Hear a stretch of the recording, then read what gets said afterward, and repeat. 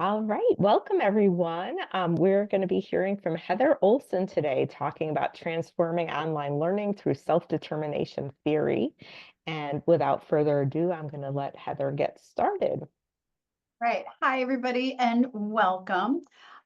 So I've had a rather interesting education journey. I started out as an English major. I did my bachelor's and master's in English because I love stories. I love to learn about people and places through stories, and then taught in that discipline for quite a while and realized that I needed to know a little bit more about the why behind the story. So I jumped ship and finished a doctorate in psychology, focusing on positive psychology.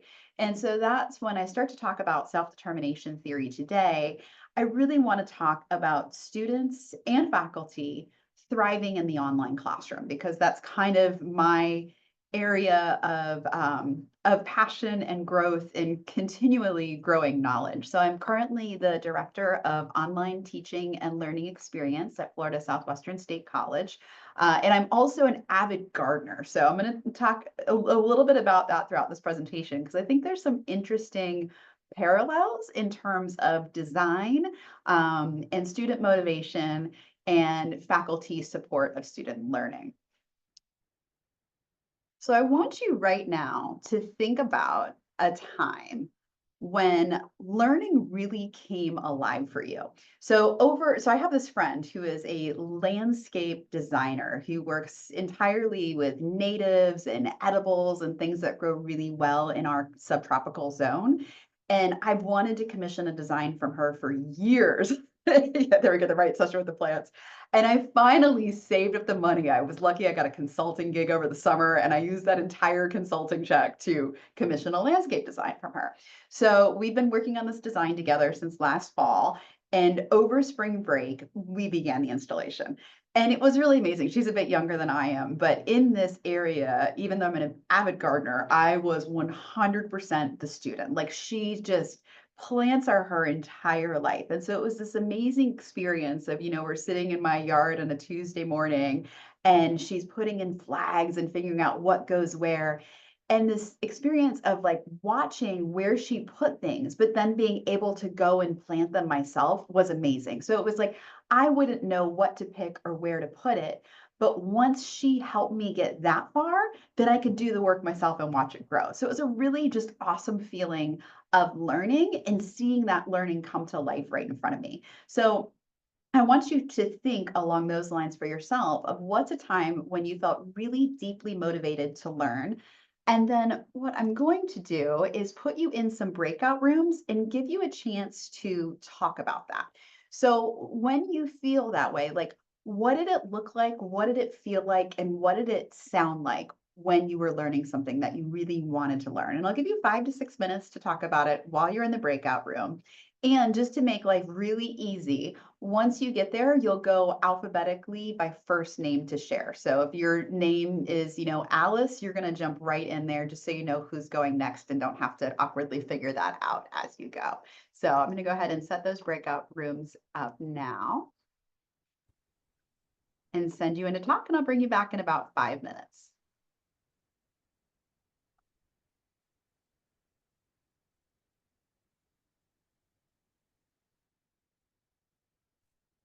This is the captioner.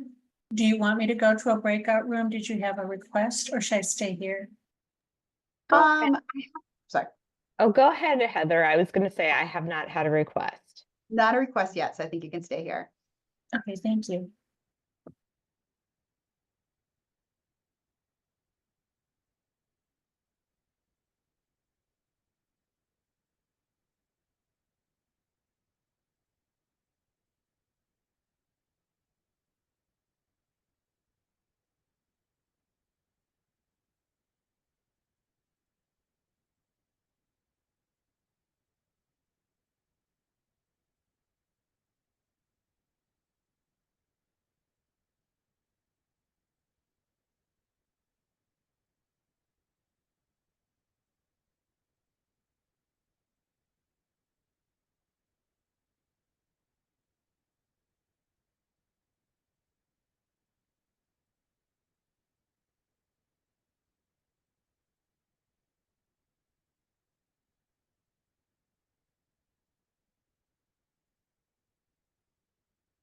Marie or Omer, if you're in the background and not away from the computer, you are both have a breakout room that you can join.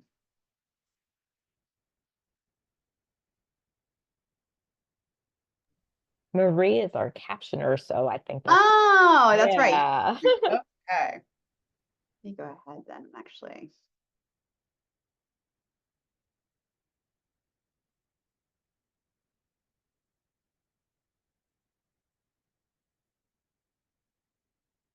There we go. Perfect. I just made the smaller room. I broke into two bigger rooms.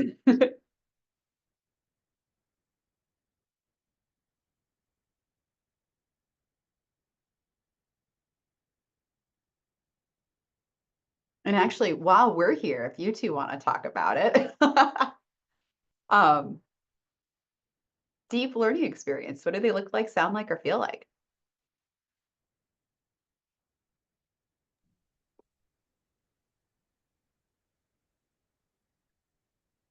Well, I will just say it was very interactive. I think that that the teacher was a really talented person. It was evident she was really listening and she was trying to tailor what she was teaching, what she was talking about to where I was as a student. And it made it a topic that I had not been interested in very engaging for me. I think when something is attainable, like that kind of interactive, like you can take a topic even if you have no interest in it, and suddenly when it's brought down to a level, you're like, oh yeah, I do know this, I can do this. And that kind of brings it up. I can definitely see that. So it becomes more collaborative when it's a give and take between teacher and student for sure. Yeah. Yeah, it's interesting stuff. Yeah, I think And that was it's from a long time ago, and I remember it to this day. So what were you learning?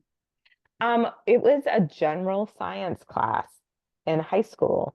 And so we had sections on weather, Mm. geology, astronomy, chemistry. I mean, just ran the gamut. And I think that's something that was really interesting too, is that there was such a variety. Yeah. And yeah. Yeah, it's funny because I think even like with this landscape project, it seems so overwhelming at first. When she first sent me the whole design, I'm like, what is going to happen? Because I'm in public education. I don't have the funds to pay people to come in and do this. Like, I got to do it myself. And I'm looking at this beautiful YouTube video and this map and all this. Like, what are we going to do? But then it was like when we were sitting in my yard and she's putting flags in the ground, I'm like, oh, I just need to put that there. Okay, I could do it. And it was the same thing. It was that interactive, like she scaffolded the design to my ability as a gardener to implement it. And then she was so happy too. She's like, you don't know how many of these designs I do that people never install. Like they Ah, get so overwhelmed. So she was like, I just can't believe it's actually going in. So we've had a fun time doing it together. But that speaks to that collaborative nature of yeah, learning that it really, you have to meet the student where they are. yeah, It requires a lot of totally. flexibility in teaching. Bring them back from these breakout rooms. Go so fast.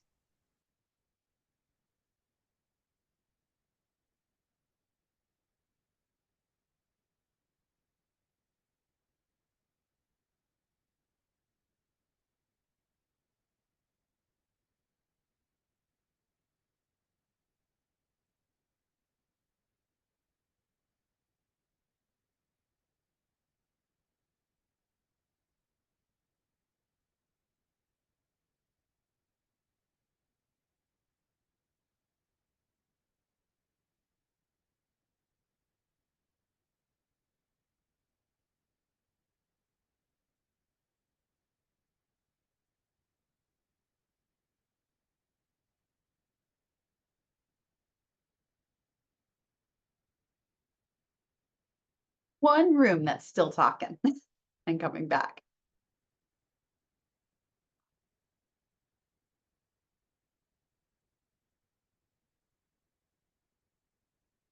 There they are. All right, welcome back. So feel free to turn your cameras on in this session. It will be kind of collaborative in nature. So it's nice, we can see each other and see facial expressions on the Zoom and get a chance to connect in the midst of a conference day. And if you don't want to turn your camera on, you by no means have to, but if you're comfortable with that, that'd be great.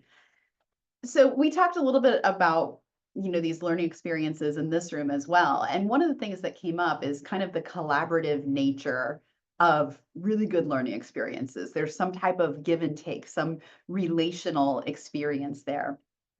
And there's two other things that's kind of relatedness that tend to come up in these really deep positive learning experience. One of them is autonomy, having a little bit of choice in learning, and another one is competence. And these three things, autonomy, competence, and relatedness, are the core components of self-determination theory. So I want you to think about the learning experience that you just talked about in your room, or if you didn't get a chance to share because the conversation was happen, what it would have been. And what was the one part of that self-determination theory and motivational learning that really stood out for you? Was it autonomy and the ability to choose what you were learning? Was it competence and the way that the learning was scaffolded so that you knew that you were getting better at something as you were learning it? Or was it relatedness? Was it the way that you worked with other people to learn? So think about which one stood out the most for you. And we're going to do a chat waterfall with those just to see for curiosity's sake. So if you haven't done a chat waterfall before, what you're going to do is type it into the chat box, but don't hit enter until I say so. So either autonomy, competence, or relatedness. Which one stood out the most in your learning experience? Type it into the chat box, but don't hit enter just yet. Diana, I love your background. That's so peaceful. I preferred serenity in a lot of things. It's a beautiful, beautiful thing. Right. And then when you're ready, go ahead and hit enter and let's see what comes up. Autonomy, competence, or relatedness.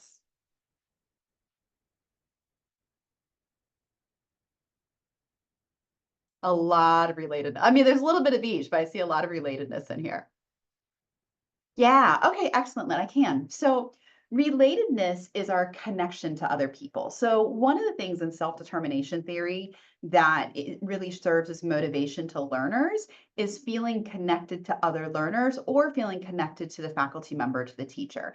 And so what's really interesting in terms of cognition is we're more able to learn what we like than what we dislike. And one of the key indicators of human happiness is connection. Whether we admit it or not, like I'm actually a strong introvert, which surprises people because I seem really extroverted, but I like to be alone in my garden, not talking to other humans. And I don't talk to, Laura's a good friend of mine in here, and she knows, like, I don't people after dark. Like, we go to conferences and once in a blue moon, they'll keep me up past 8 o'clock. And I'm like, what is this? So even though in a lot of circumstances I don't want to connect, as a learner, I learn best when I'm talking to other people. Like that give and take, that conversation, that collaboration for me is how learning builds. And that's relatedness. It just allows for the scaffolding to kind of naturally occur. And so when we look at that in terms of motivating learners, what that means from the design side is collaborative assignments. And students say they hate them. Like, I hate group work. So it really takes a lot of finesse and expertise to get that into classes, especially in online classes. And we'll talk a little bit more about how to do that. How can we motivate students by getting them to naturally and kind of organically connect to each other?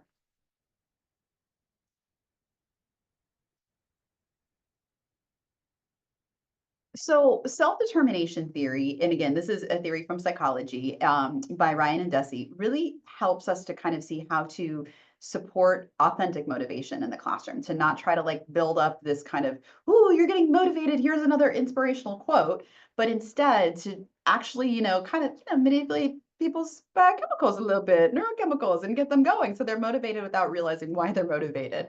And it's been applied to student success in different studies and different occasions. You can look up self-determination theory and see how it's used as a framework to motivate students. So it goes very well with online education. It's a natural way to kind of lift up online learning to help students to feel as motivated in the online classroom as they often do in the traditional classroom. So part of what we run into in challenges in online learning and barriers to success, we've surveyed our students here a few times at FSW, and we find there's 4 primary barriers to online learning success that students always tell us about. And the first one is motivation. That's the hardest part about online learning for them, is staying motivated. Second one, no surprise, time management, figuring out how to get their time managed and doing that in a way that works for them. The third one is clarity of instructions. And from the design side, we see this. One of the things our students complain about a lot is that when they go into Canvas, things are different. I had a great doctoral experience through Capella, because if anybody here knows Capella, every single class in Blackboard is exactly the same. And it's a much lower cognitive lift to learn when you know where things are and where to find them. And so that's something with students, in terms of motivation, having things a little bit more simplified and streamlined and navigation can make a really big difference. The fourth thing our students said was a barrier to online learning success was mental health. And that's where, again, when we get into self-determination theory and motivating learners, if we want to give our students the competence they need to learn successfully, having clear, simple navigation can do that. If we want to improve their perception of mental health and their experiences of being mentally healthy, having those opportunities for connection and collaboration naturally built into classes can do that. So what we look at here is this kind of motivation really increases when students feel ownership, when they feel competent, and when they feel connected to, again, their other learners or their professors.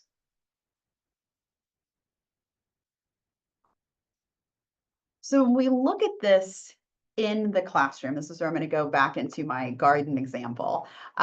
It looks like letting go, which for faculty can be really, really, really, really hard. As a gardener, I have my neighbors refer to my yard as the English, or as the Florida version of an English garden, because it kind of like rolls in interesting ways. Nothing is really manicured or structured. It just kind of flows. And so that's the way that learning needs to occur to keep students interested, engaged, and motivated in the online classroom. So ways that we can do this, like in the garden, I do it by using native species and finding like little microclimates even in my own yard, and doing companion planting so that these things flow together. And that way the pollinators can help me out, what's already there in terms of where the water stands or where it's dry, that works in the same way. And then I have all these volunteers that sprout out everywhere. So in the online learning classroom, faculty often feel like they're kind of shouting out to the void, which is what happens when you plant things in the wrong place or you don't give them enough water or enough food. So if you set up this foundation in the online classroom, you get your volunteers, you get students that are just coming up with all these little gems and all these little learning things all the time.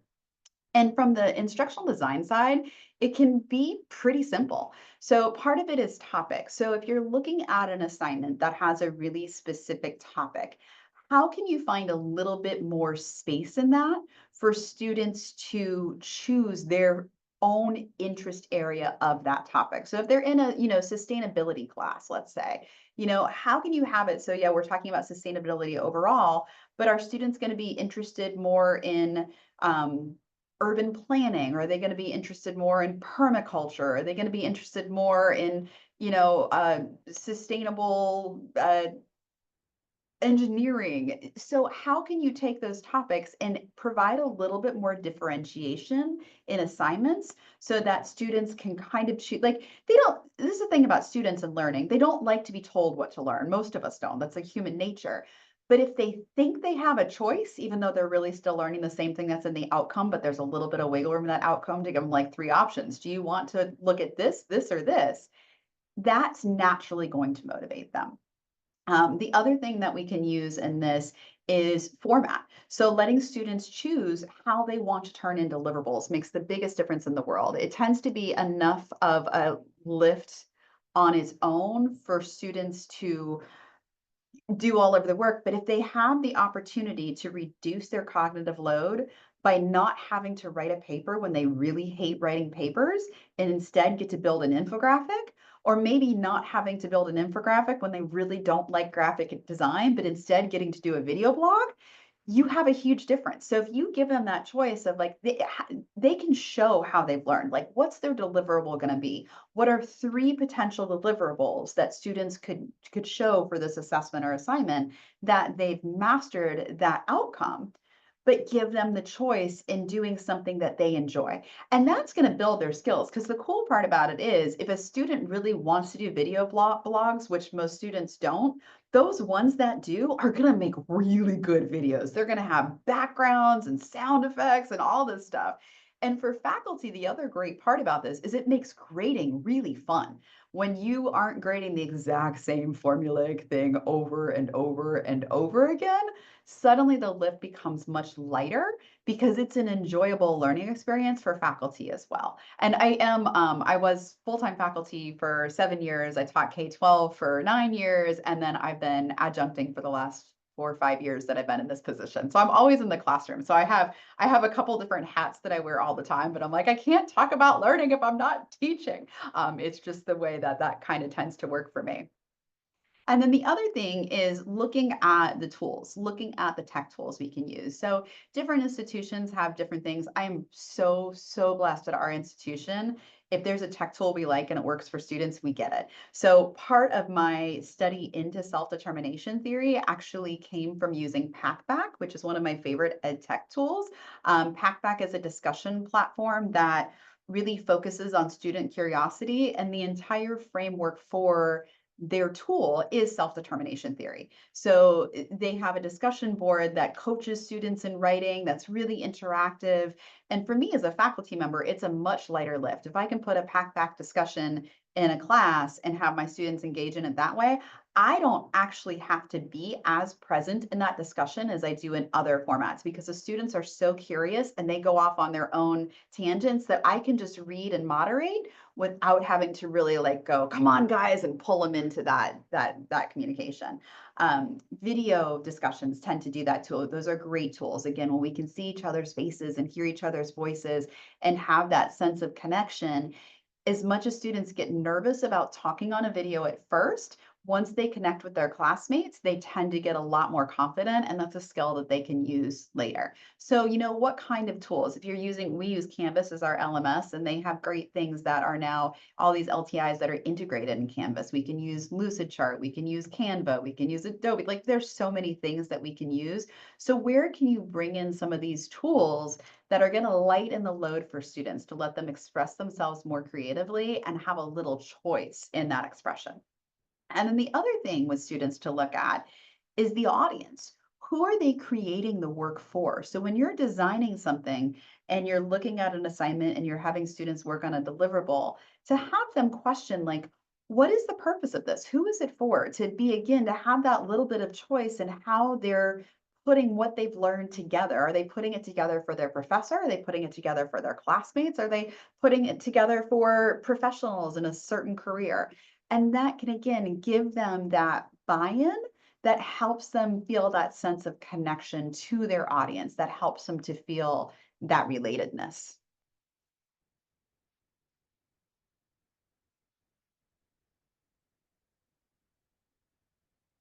So another piece of this in terms of student growth is feedback. So in the garden, you don't expect things to grow if you don't go out and water and fertilize and check. Like before I came to work this morning, I was out in this outfit. I have an irrigation system that goes every other day, but I have some seedlings that I just put in the ground, and I worry about my babies getting a little dry. So before I go to work, I fill up my little water can and I walk around to my little babies and I talk to them and I give them a little water in my watering can just to make sure on non-irrigation day that they have a little extra juice to help those roots stay, nice and healthy. So that's part of that kind of feedback loop, and that portion for students is giving them that extra support helps them to know that they're on the right track, and it really keeps them going. So often in teaching, we find that feedback shows that reflection is more valuable than a grade, and that progress is more valuable than perfection. So one of the things that I've been tinkering with in my own classes that my jury's still out on, but I do recommend trying it, is ungrading. There's a ton of ways to do ungrading. The way that I've been doing it is working specifically with complete versus incompletes. So I love rubrics. Rubrics are my friends. I've come from K-12. I can't live without rubrics. They're amazing. So what I'll have in my classes is a rubric that shows that something is either needs improvement, it's developing, it's satisfactory, or, it's excellent. And so anything that hits in that kind of developing or needs improvement phase, I'll often tell students, do this, this, and this, and resubmit. And then they get a complete. It's complete or it's incomplete. And so when I do that, students start looking for my feedback more than they start looking for the grade. They know they're going to get an A either way, but they care more about the feedback because that's what's going to get that grade into the grade book. So, again, I kind of manipulate them just a little tiny bit, but only for the good of their own learning. So they're not so focused on the points. Did I get an 80, a 90, a 95? And especially if you're teaching dual enrollment students, that can be really interesting because the difference between a 90 and a 96 to a dual enrollment student is like life and death. I don't know about that, but they really do. So getting them to focus more on this feedback and less on the grade can be an interesting way of building that motivation and also building that competence, because then when they submit something and they get it right the first time, they feel great because they know they did it. But what I find is in doing that, in giving them these opportunities to resubmit things, I'm building their competence, and they're able to see that with a little bit more work, they can learn more and they care more about what they're learning, and they're really proud of the work that they're doing. I also do a lot of things with self-assessment. I tend to use Google Forms for this, and this is again building that autonomy. So I'll put a self-assessment in Google Forms. I'll use the rubric for an assessment or an assignment, and then kind of build a checklist and have students go through, create their assignment, do their checklist in Google Forms. That becomes an incomplete, complete grade. But in doing that reflection and that self-assessment, they can set their goals for how they're going to revise before they actually turn the assignment in. And so if I see something in their self-assessment that they're like, I really need help with this, or I really need help with that, it's a quick comment for me that gets them to where they need to be for submission. So again, there's no surprises and there's no gotchas with grades if you can work in a little bit of self-assessment first, because they know then what the assignment or assessment should look at. And then again, I do a lot of resubmission opportunities. This is hard for faculty because time is not in abundance, especially when you're teaching. We teach a 5-course load here. A lot of our faculty are teaching 7 courses. Then if you have adjuncts who are teaching at multiple institutions, it's a whole nother ball game. But I find that even if they try it with one assignment, like have one assignment that you're going to allow resubmissions for, just to get that feeling of letting students improve on their work and then turn it in, it really just makes a difference in the culture and the atmosphere of the classroom, that things don't have to be perfect the first time, that we're all learning together and there's multiple opportunities for success. So it's something to kind of to think about and to work on as we go. Oh, the queen of ungrading. Oh, I love that, Diane. I got to hear more about that. Oh, cool. Pack back. Fantastic. So ways that we can really foster kind of meaningful peer connection, again, getting into this idea of relatedness, back to that first question, is in the garden, nothing thrives alone. Like if you don't have pollinators pollinating things, nothing's going to bloom. So everything kind of depends upon something else around it. And in learning, it's the same way. When I taught in the K-12 classroom, I loved group. Like all of my classes always had desks and groups, because I know in college, I did the same thing when I was teaching traditional. I'm like, students are going to learn way more from each other than they will ever learn from me. So if I can set the groundwork, if I can do that front loading so that they have something really powerful to discuss, to build, to create, they're going to pick it all up and learn it. But if I'm just lecturing at the front of the room, it's kind of like in one ear and out the other. So again, I really look into collaborative tools. I love ed tech tools when we have them, but when we don't have the ed tech tools, at our free disclosure to use, leaning into Google is awesome. Google slideshows for online classes are phenomenal. I've used those over and over again, where I have groups work on a slide together, and then I do like a gallery walk of slides. And it's a great way for students to work together asynchronously, to collaborate and do something. And the other thing is too, to get away from the reason students don't like group work primarily is because when other students don't do their work and they don't want their grade dependent upon another student. But it's really easy if you have students build something together to create a rubric so that each student is getting graded on their own merit and their work, but they're still having the opportunity to collaborate with other students and build something together. And that way, if one student falls off and doesn't do their part of the assignment, it's not going to affect everybody else. But for the students who work together, they get that really great experience and get to keep working with it. So another way too, it's really important if you're going to do any kind of collaborative work in an online class is to start with social presence. And you all know this is going right straight into the QM rubric, but initially those instructor introduction videos are the most important thing. That sets the tone for the entire semester. And that social presence from instructors to say, hey, I'm here for you and we're on this learning journey together really gets students rolling as they continue going. So starting with low stakes introductions and check-ins, and often things not so much related to the class. If you can find an adjacent interest or a way for students to introduce themselves so that they're talking about, what career they're going to go into, or maybe even what they want to get out of the class, or what they did in the last semester, what was their favorite class they ever took. Finding those kind of commonalities and having those low stakes introductions can be a great way to help students and faculty build that social presence together that's going to keep them all learning together throughout the class. Setting the tone too for perspective sharing and making sure that in online classes, there's no right or wrong answer. This kind of feeds back in that connection to autonomy, letting students have choices, letting them have options, having them share perspectives. That's when they start to learn from each other and the magic of college happens. Like, I know I still remember the first semester of my college experience. I hated high school. And when I got into the college classroom and we started having those discussions, I said, if I won the lottery, I would just go to college for the rest of my life.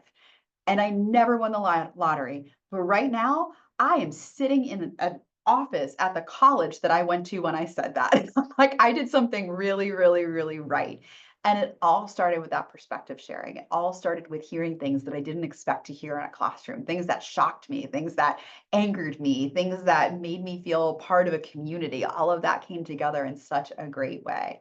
And then the other thing is having shared goals. So if students, again, if you can build these collaborative assignments so that there is a shared goal, so that students are working together on something that they have specifics and scaffolded deadlines are great for those too. Like I'll often have, if I have students working on a group project, I'll have them turn in a timeline first. So they'll make a timeline of a working backwards design. Here's when it's due. Here are the steps we're going to do to get it done. And here are the dates each of those things is going to be finished. And these are easy ways to help students collaborate, but again, to give them that support that's going to make it an experience for them that doesn't feel uncertain and isn't going to traumatize them about group work. It's supported enough to have that structure to keep everything moving forward.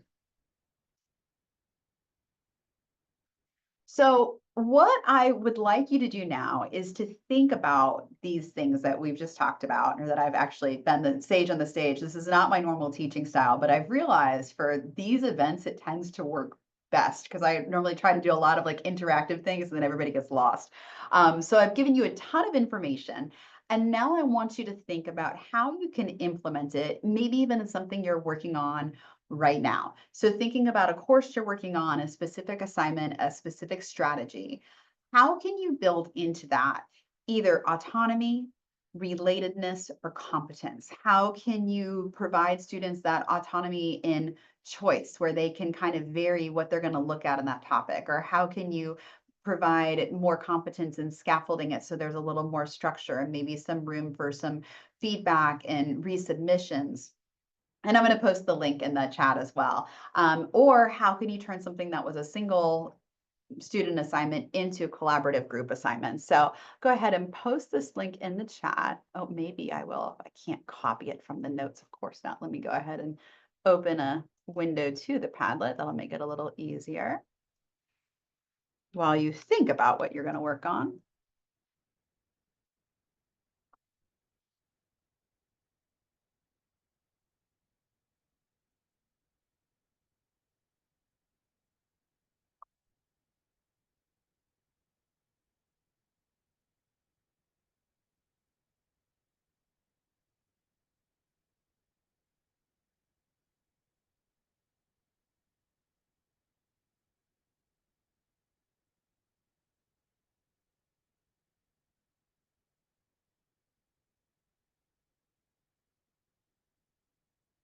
Here it is.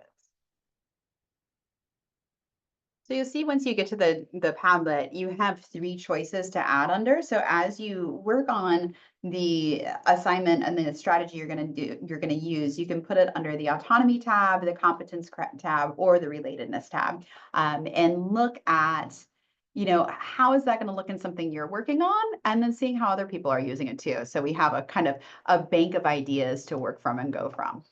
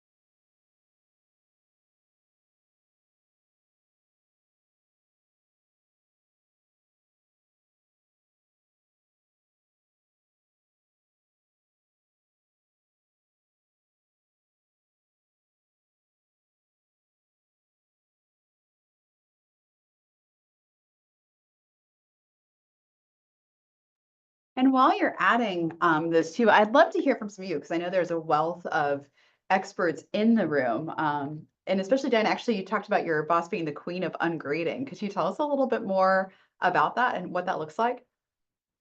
My boss, she used to teach what we call AIS classes, and I wish I could remember what that stands for. But they're basically incoming freshmen, and they're helping the freshmen get through the beginnings of college, what it's like to be here and all this other stuff. And she just started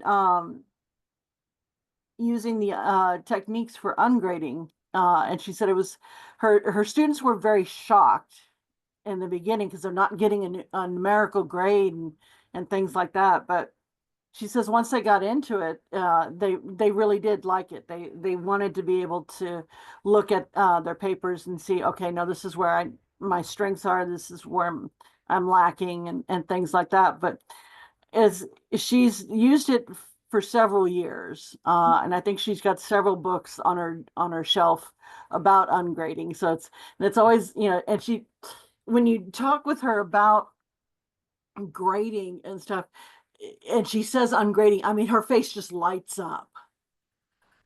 She's like, oh yeah, this is my topic. I'm gonna go for it. And and she's just very I don't want to say proud, but she just really loves that technique, and she's seen it with her students over several years. Them going, "Oh, okay, this is actually better than getting a real grade. I'm actually improving," kind of thing. Um, I think it's a concept, unfortunately, that a lot of faculty really can't quite get into because they're also focused on this must be an A or B or C or something. And if I have 100 students, I'm not going to sit here and go, yes, you need to improve on this or that. Yeah. Yeah. And I think the key word there is improving. And that's where, like, if we start taking the baby steps, how can we look at assignment design differently? And that's again where QM really comes in when we look at, you have the assignments and the activities that lead to the assessment. That improvement is naturally built into the QM rubric and into what we're doing. So and I think some of it too can just be explicitly stating this, like, this is practice for this. So how can, and maybe, you know, with faculty coming into those, and there's a lot of grading fatigue going right now. So coming with faculty and maybe looking at some of those activities and those kind of practice opportunities, having those as those incomplete completes, and then having a set point rubric for the assessment that shows the difference between low stakes and high stakes and how are we going to get there, can be just an interesting way to start to approach that until we can all go, all right, students, now give yourself a grade for the semester and tell me why you have earned the grade you have, which is the ungrading that I would aspire to someday. That's why I call her the queen of ungrading, because if anybody just pops in, well, what do you all know? Go to her. She is the queen. She will be more than happy to help you out. Yeah. Yeah, and I see I'm looking at Linda's post about you know, students who are getting lost between the reading versus the discussion topics. And it's an interesting, I guess, an interesting question. Linda, could you give us a little bit more detail about that and, you know, what the So this one class, it's a human diversity class, and I asked them to read the chapter on the topic of Mhm. that week before the class. And Awesome. they're supposed to do a discussion post. Sometimes it's got a discussion question, sometimes it's a basic 3, 2, 1, three things that you found interesting, 2 things you learned, 1 question you have. Awesome. And I need it in before class because I need that question as my icebreaker. Yeah. So I always, and I've taught the same course with minor revisions for 5 years now, right? Yeah. I have always got one student, it's usually one, Always. who the topic is Hispanic cultural groups, Mhm. and they read Asian top at the next week's or last week's, and they write the Okay. discussion on the wrong one. And I mean, Yeah. I'm like, okay, it's in bold. Yeah, I you mean, would think. it's there when you hit the submit button, right? It's, Yeah. but they don't. And I do not know why if it was a one-off, I would get it. So Yeah. I really do have to go back and see if I can set something up where it's more of a click and you can't make a mistake. I don't know how to, I'll have to go look and chat with my instructional designer as well. But Yeah. there's clearly a lift there that I fail to see, but they Yeah. do, you know. Yeah. And I go back to students all the times, and it's just back to that clarity of instructions. Like, are you reading? I think they just kind of, they miss things, but we are Yeah. getting towards the end of this session. So I wanted to give you my information to keep in touch. And oh, Diana, you got flowers. Yay. That's lovely. Ooh, those are beautiful. Great way to have a Thursday afternoon. So yeah, so here's my information for you. Does anybody have any questions before we head out?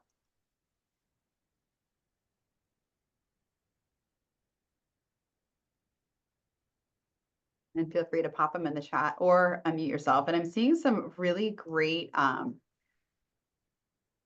ooh, I love this, the self-assessment and revision cycles for MLA and AP or for APA. Yeah.